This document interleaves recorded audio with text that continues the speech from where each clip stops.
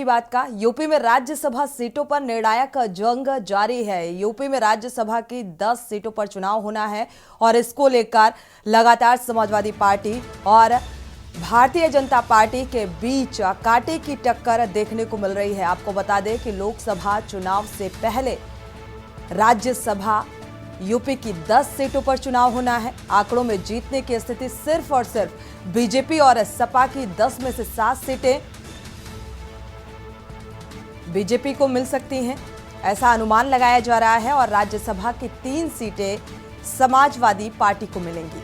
तो विधायकों की संख्या के आधार पर बीजेपी को 7 सीटें और सपा गठबंधन के पास 3 सीटों के लिए पर्याप्त विधायक यूपी में राज्यसभा चुनाव निर्विरोध होने के आसार भी जताए जा रहे हैं। नामांकन के अंतिम दिन यानी कि 15 फरवरी को स्थिति स्पष्ट हो जाएगी।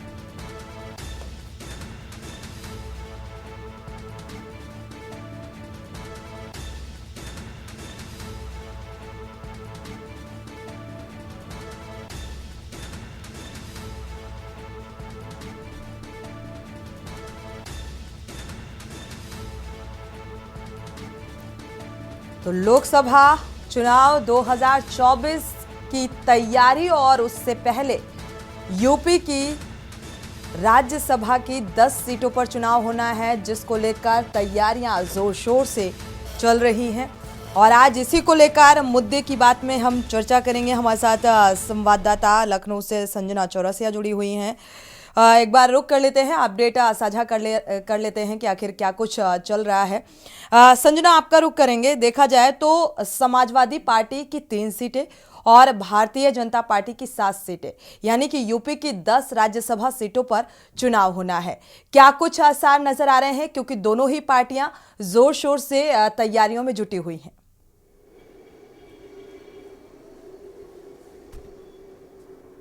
जी बिल्कुल, देखिए बता दें कि राज्यसभा सीटों के जो कोटे थे वो खाली हो रहे हैं और इस बार राज्यसभा की 10 सीटों पर जो है चुनाव होना है। आपको बता दें कि देखिए अंतिम तिथि जो है वो फरवरी की है और जो मतदान होगा वो 27 फरवरी को होगा। जी बिल्कुल। और देखिए सबसे बड़ी बात क्या है, 10 सीटें हैं जिसमें से अनुमान ये लगाया जा रहा है बिल्कुल कि जो 7 सीटें हैं वो बीजेपी को जाएंगी और जो 3 सीटें हैं वो समाजवादी को पार्टी को जाएंगी, ऐसा जो है अनुमान लगाया जा रहा है। आंकड़े जो निकलकर सामने आ रहे हैं, फिलहाल अगर तैयारियों का जिक्र करें संजना, भारतीय जनता पार्टी की जिस तरीके से अगर पर्याप्त विधायकों का जिक्र करें यहाँ पर, तो अनुमान पूरा ये लगाया जा रहा है कि जीत जो है वो भारतीय जनता पार्टी, हालांकि ये दूर की सोच है अभी, लेकिन तैयारियां जिस तरीके की नजर आ रही हैं, तो इससे क्या कुछ स्थिति बनती हुई नजर आ रही है? क्या कुछ, क्योंकि जमीनी हकीकत क्या कुछ नजर आ रही है, लोगों के बीच में रह के, राजनीतिक दलों के बीच में रहकर उनसे बातचीत करना और उन प्रतिक्रियाओं के जरिए क्या कुछ अनुमान लगता हुआ नजर आ रहा है संजना?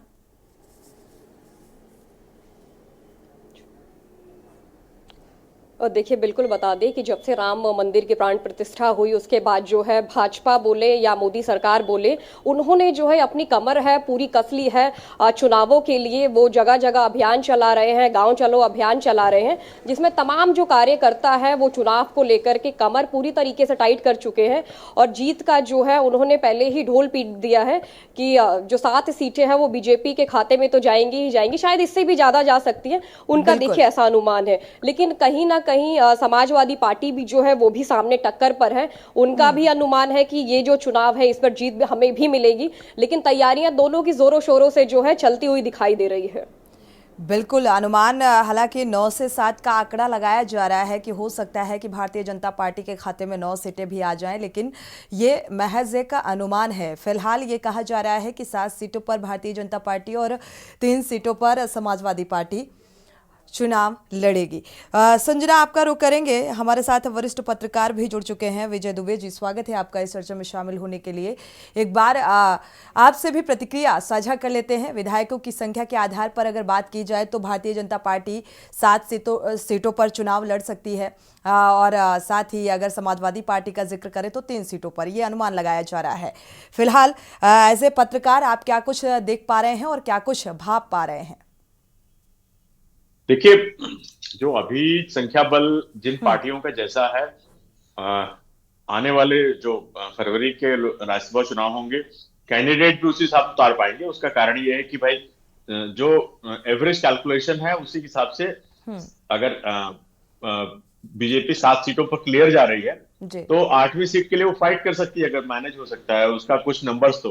अब वो नंबर गेम है, इसलिए नंबर ही मैनेज करना होगा। विधायक जो है फिलहाल, क्योंकि समाजवादी पार्टी और अपोजिशन ब्लॉक जो है वो एक साथ जुड़ रहा है, बिल्कुल। मतलब उनके साथ कांग्रेस का 1 या 2 वोट है वो भी चला जाएगा, और आरएलडी है ही है उनके साथ में। तो और जो आपका खमेराबादी है वो भी उनके साथ होगी। तो ये उनकी जो गणित है उसके हिसाब से वो भी उनकी जो तीसरी सीट है उसके लिए लड़ सकते हैं।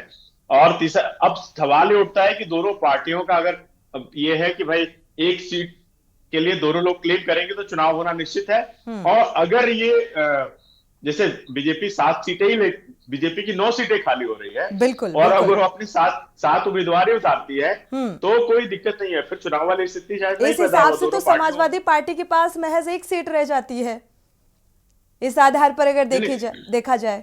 नहीं, हाँ, तो जो समाजवादी पार्टी अपना क्लेम जो है 3 के लिए करेगी, मुझे नहीं लगता है कि जो राजनीतिक परिस्थितियां अभी दिख रही हैं उसके हिसाब से समाजवादी पार्टी भी अपने तीनों कैंडिडेट चाहेगी कि वो निकले और राज्यसभा में उसका संख्या बल बढ़े। तो क्यों अल्टीमेटली वो बीजेपी को जो है एडवांटेज पोजीशन में देगी, तो वो बिल्कुल। पोजीशन विजय एडवांटेज तो दुबे जी, बीजेपी के लिए आपने देखा समाजवादी होगा पार्टी नहीं अगर देने पिछली बार जैसे लोकसभा चुनाव से पहले राज्यसभा में भी पिछली बार भी ऐसी टक्कर देखने को मिली थी।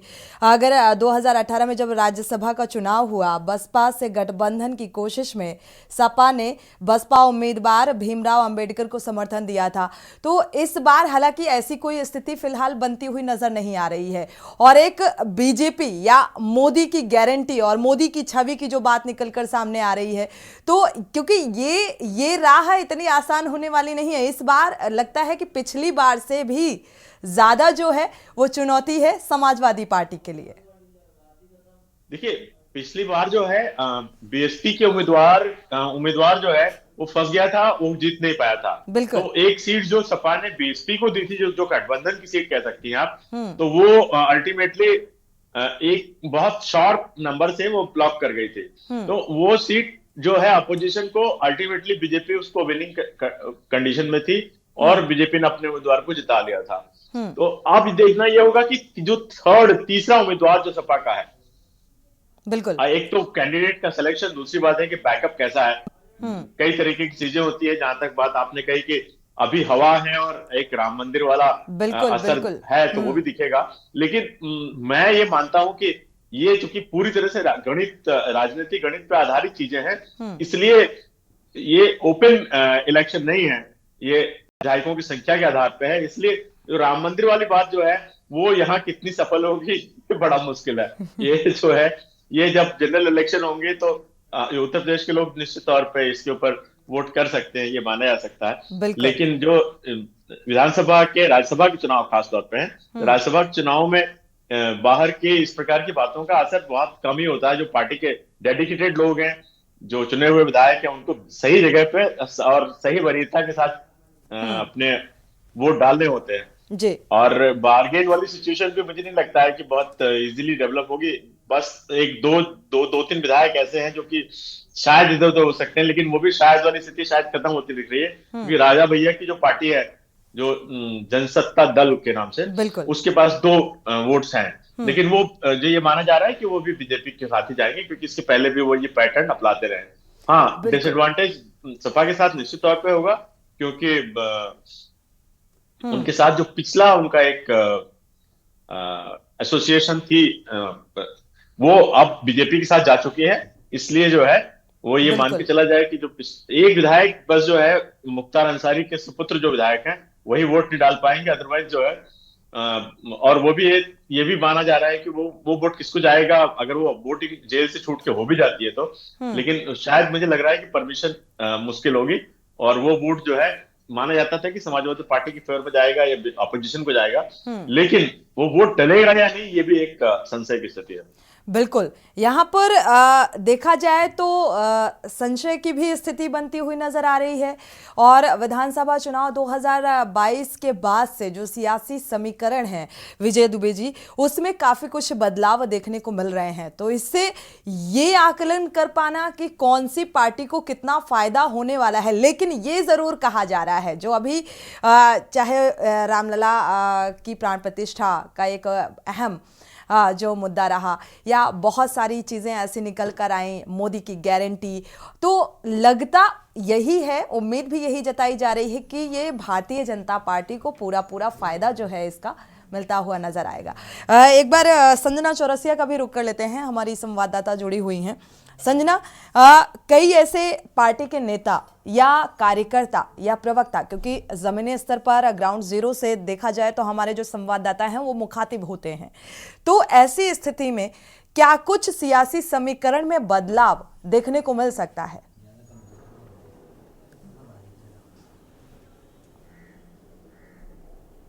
देखिए, अगर समीकरण की बदलाव की बात करें तो कुछ चीज़ें जो होती है तय होती है, उसमें हम कुछ ऊपर नीचे कर सकते हैं।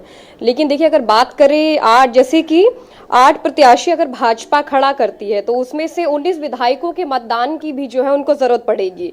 वहीं सपा और आरएलडी मिलकर जो गठबंधन करती है तो ये मान के चली कि 117 विधायक है, तो उसमें से 3 सीट जीतने के लिए कम से कम उन्हें 111 जो है वोट की भी जरूरत पड़ेगी। ये हालांकि महत्वपूर्ण बात है। सपा और आरएलडी के सीटों को लेकर जो है वो अभी बातचीत होती नजर आई। जो गठबंधन है, इस गठबंधन का समाजवादी पार्टी को कितना फायदा मिलेगा, ये विजय दुबे जी आपसे जानेंगे। क्या वाकई समाजवादी पार्टी को इसका फायदा मिलेगा? जो कैलकुलेशन है वो 38 के आसपास बैठ रही है कि 38 विधायकों का प्रथम वरीयता का वोट जो है, अगर किसी भी पार्टी के सारे कैंडिडेट को, जैसे 3 कैंडिडेट हैं, 38 के हिसाब से अगर देखा जाए तो 38 वोट पूरे मिलते हैं के अकॉर्डिंग जी। तो तब सपा को अपनी तीनों प्रत्याशियों को जिताने में कोई दिक्कत नहीं आनी चाहिए। तो ये अगर 38 की कैलकुलेशन सही बैठ रही है, उनकी प्रथम वरीयता के तहत उनके तीनों कैंडिडेट्स को अगर 38 वोट्स मिलते हैं तो उनकी तीनों सीट निकलेगी। अब देखिए, अब असल में बहुत सारी चीजें हैं ना राज्यसभा में, ये है कि भाई धनबल का भी एक अपना अस्तित्व रहता है। तो कौन किसको कितने में, कौन कहाँ मैनेज कर रहा है, किसको, किस कैंडिडेट को, किस विधायक को कहां पर, तो वो तो बाय डिफॉल्ट अगर मान लीजिए किसी ने मैनेज भी कर लिया तो उसका कैंडिडेट निकालने की स्थिति में होगा। देखना ये होगा कि आप कैंडिडेट कैसे, मतलब क्या वो इलेक्शन की ओर बढ़ रहा है या बिना इलेक्शन के ही जो है कैंडिडेट निकलते हैं। ये अब आप ये दोनों पार्टियों की जो आगे की रणनीति होगी वो ये बताएगी कि वो कौन उम्मीदवारों को चयन कर रहे हैं, किन लोगों को उतार रहे हैं अपनी पार्टी की ओर से, और जो है बिल्कुल जनता की कसौटी में जो प्रत्याशी उतारा जाएगा चुनावी मैदान में, वो जनता की कसौटी में कितना खरा उतरता है वो भी एक अहम बिंदु है, क्योंकि कहीं ना कहीं मुद्दों को भी नजरअंदाज नहीं किया जा सकता है। जैसा कि एनडीए गठबंधन के पास 279 विधायक हैं और ऐसे में 7 सीटों पर जीत एक तरीके से पक्की मानी जा रही है। कोई दिक्कत नहीं है। देखिए सोनी जी, 7 कैंडिडेट तो बीजेपी के इजीली निकल जाएंगे। समस्या जो है वो 8वीं सीट के लिए है। तो अगर क्या 8वीं के लिए इलेक्शन अगर होता है, मतदान होता है, तब 8वीं की व्यवस्था जो है निश्चित तौर पे आज की डेट में अगर सत्ताधारी दल है तो ये माना जाता है कि उसके पास हर तरीके के सामर्थ्य है अपने वोटों को मैनेज करने के लिए और वो सक्षम है। लेकिन इसमें मैंने जैसा कहा कि धन और बल, ये सब चीजें दोनों ही काम आती हैं। बिल्कुल। तो अब देखना ये होगा कि चूंकि देखिए इंडिया ब्लॉक जो है, ये जो राज्यसभा के चुनाव हो रहे हैं, एक प्रकार से आप कह सकते हैं कि ये सत्ताधारी दल बिल्कुल ये तय कर देगा, इंडिया ब्लॉक, ये तस्वीर साफ हो जाएगी कि आगामी लोकसभा चुनाव में क्या कुछ तस्वीर नजर आने वाली है। काफी कुछ तय हो जाएगा। इसमें काफी कुछ एक्चुअली माहौल बनाने वाली बात है कि जो है जो पार्टियां जो भी मतलब एक सीट जो भी अपने पक्ष में ले जाएगा, चाहे वो सपा 3री सीट ले जाए या बीजेपी 8वीं सीट लेके जाए, तो ये उनके फेवर का ही माहौल बनेगा। तो ये देखना ये होगा कि जो मतदान के लिए एक तो बढ़ता है, दूसरी बात है कि कैंडिडेट्स कौन से होते हैं, क्योंकि उम्मीदवारों के चयन में भी जो है हर पार्टी अपना समीकरण देखेगी बिल्कुल कि किन लोगों को जो है हम आगे लेके आए, जिससे कि आने वाले लोकसभा चुनाव में वो सब चीजें हमारे लिए बेनिफिशियल हो। दूसरी बात है कि एक माहौल बन, देखिए इसमें ओपिनियन जो होगी अब वो कांग्रेस की भी ऐड होगी राज्यसभा चुनाव में, क्योंकि सपा जो है चूंकि अलायंस में आ चुकी है और सामंजस्य क्लियर है कि पार्टियां मिलकर लड़ने जा रही हैं। तो जो भी अलायंस वाले दल कहा जा रहा है विजय दुबे जी कि जो राज्यसभा में सपा की सांसद हैं जया बच्चन, उनका कार्यकाल भी खत्म हो रहा है, तो क्या उनको भी मौका समाजवादी पार्टी की तरफ से दिया जा सकता है? देखिए जया बच्चन कई बार के रिपीटेड कैंडिडेट हैं। दूसरी बात यह है कि समाजवादी पार्टी खेमे से जब भी जरूरत पड़ती है तो जया बच्चन मैदान में होती है समाजवादी पार्टी का पक्ष रखने का। जैसे बंगाल के चुनाव में देखा गया था कि वो गई थी और उन्होंने जो है बंगाल में प्रचार किया था ममता बनर्जी के लिए, सपा की ओर से ही किया था, सपा के कहने पर ये आगे बढ़ी थी। तो कई बार वो मोर्चा संभालती हैं और उनको लगातार रिपीट करते नहीं। तो मैं नहीं समझता हूँ कि जया बच्चन को इस बार समाजवादी पार्टी रिपीट नहीं कराने जा रही है। मेरा मानना है कि एक तो उनका कैंडिडेट निश्चित है जिसको रिपीट करेंगे, क्योंकि वो एक आप कह सकते हो कि एक बड़ा जाना नामी चेहरा भी है जो कि उसके लिए प्रचार करता है। तो लोग ये मीडिया की खबरें अपने आप ही उसके साथ इर्द गिर्द घूमती हैं, चलती हैं। बिल्कुल। तो जया बच्चन का निश्चित है। आने वाले जो दो अन्य उम्मीदवार होंगे वो देखना होगा कौन किन लोगों को बनाया जाता है। बिल्कुल। एक बार अपनी संवाददाता का भी रुख कर लेते हैं। संजना, आपका रुख करेंगे। अगर देखा जाए तो जनता का रुख और जनता के रुख के साथ साथ कौन से ऐसे उम्मीदवारों के जो नाम है वो निकलकर, हालांकि स्थिति अभी स्पष्ट होने वाली नहीं है, यह स्थिति 15 फरवरी को ही स्पष्ट होगी, लेकिन फिर भी क्या कुछ अंदर खाने से निकलकर सामने आ पा रहा है? क्या कुछ जानकारी इस संबंध में?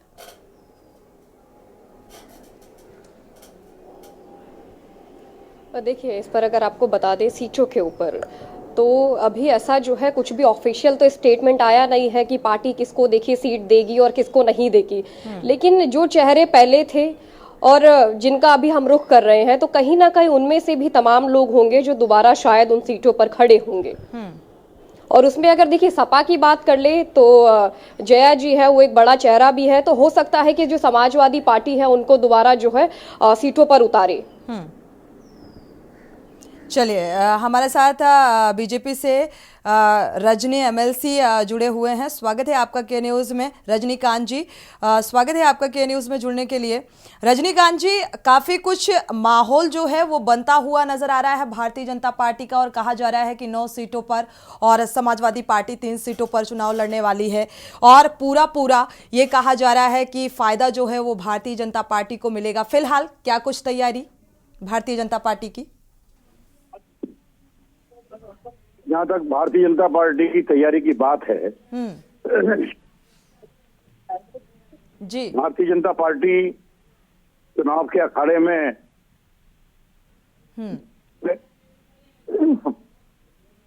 और प्रमुख विपक्षी दल समाजवादी पार्टी के प्रत्याशी भी चुनाव मैदान में आएंगे जी। तो मेरा ये कहना है कि ये डेलीगेट्स का चुनाव है, और डेलीगेट्स के चुनाव के बाद में संख्या बल हमारा भारी है। हमारे राज्यसभा में सदस्य ज्यादा जाएंगे, ये कोई अतिशयोक्ति नहीं है। और जहां तक वातावरण की बात है, वातावरण भारतीय जनता पार्टी के पक्ष में। चलिए, मतलब जीत का दावा और पूरी तैयारी। शुक्रिया हमारे साथ जुड़ने के लिए। एक बार विजय दुबे जी, आपका फाइनल कमेंट ले लेते हैं। आप सुन पा रहे होंगे, एमएलसी जुड़े हुए थे रजनीकांत जी बीजेपी से हमारे साथ। उनका कहना है कि राज्यसभा में 11 सदस्य जाएंगे और पूरी जीत पक्की है भारतीय जनता पार्टी की। कॉन्फिडेंस बिल्कुल बताता है कि जीत पक्की है। पूरी तरह से दिखा रहे थे कि बीजेपी का ही माहौल है, लेकिन चूंकि ये उन्होंने भी कहा कि डेलीगेट्स का चुनाव है, तो डेलीगेट्स के चुनाव में डेलीगेट्स से वोट करते हैं। माहौल तो जो है जब ओपन लोकसभा के जनरल इलेक्शन होंगे तब हम लोग माहौल की भी बात करेंगे। फिलहाल ठीक है, उनके दावे सही हैं, और जो है हम भी शुभकामना देते हैं कि उनके 8 कैंडिडेट जीते, कोई दिक्कत नहीं है हमें।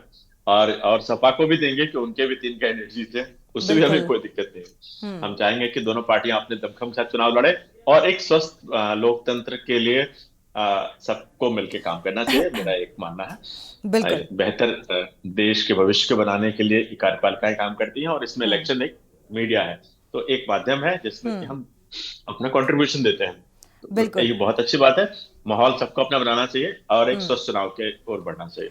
चलिए, आपने शुभकामनाएं भी दे दी। इसी के साथ फिलहाल बहुत बहुत शुक्रिया इस कार्यक्रम में जुड़ने के लिए, और संजना आपका भी बहुत बहुत शुक्रिया जानकारी साझा करने के लिए। लेकिन भारतीय जनता पार्टी को ये माना जाता है कि वो अपनी रणनीति इस तरीके की बनाती है और उसी रणनीति के आधार पर तन मन धन और दिमाग से काम किया जाता है ताकि उन चुनौतियों पर खरा उतरा जाए। लेकिन फिलहाल राज्यसभा की जो 10 सीटों पर चुनाव होने हैं, और ये माना जा रहा है यहाँ समाजवादी पार्टी भी जीत का दावा कर रही है और भारतीय जनता पार्टी भी, कांटे की टक्कर है। लेकिन कॉन्फिडेंस भारतीय जनता पार्टी का यहाँ पर नजर आ रहा है, क्योंकि इस बीच कई ऐसे बड़े मुद्दे सामने आए जिसके आधार पर जीत तय मानी जा रही है। इसी के साथ मुद्दे की बात में फिलहाल बस इतना ही। आगे खबरों के लिए आप देखते रहिए के न्यूज़ इंडिया।